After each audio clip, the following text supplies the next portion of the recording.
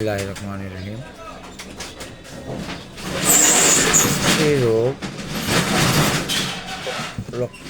সমূহের মধ্যে জননতন্ত্রের যে রোগগুলো হচ্ছে ডিসমেনোরিয়া বা মাসিকের ব্যথা, ঝুনি প্রদাহ, অনিয়মিত ঋতুস্রাব, অতিরিক্ত মাসিক স্রাব, মেনোরজিয়া, অ্যামোনোরিয়া, রক্তশর্করা, অ্যানিমিয়া, তারপর হচ্ছে গোনোরিয়া, ক্লামিডিয়া, ট্রাইকোমোনাসিস। এই সমস্ত রোগগুলো জননতন্ত্রের রোগ। গাইনোকোলজিস্ট ডাক্তার এর জন্য সবচেয়ে বেস্ট।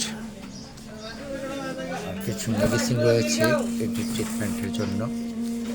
থেরাপিউটিক গ্রুপের মধ্যে রয়েছে ক্যালসিয়াম সাপ্লিমেন্ট, ক্যালসিয়াম, আলসার বিরোধী ওষুধ ওসমিপ্রাজল, স্পাজম বিরোধী টাইনিয়াম মেটাল সালফেট, ভিটামিন এবং zinc sulphate supplement, carbonyl, iron, folic acid এবং জিঙ্ক কম্বিনেশন, হরমোনাল ওষুধ, নরিথিস্টেরন,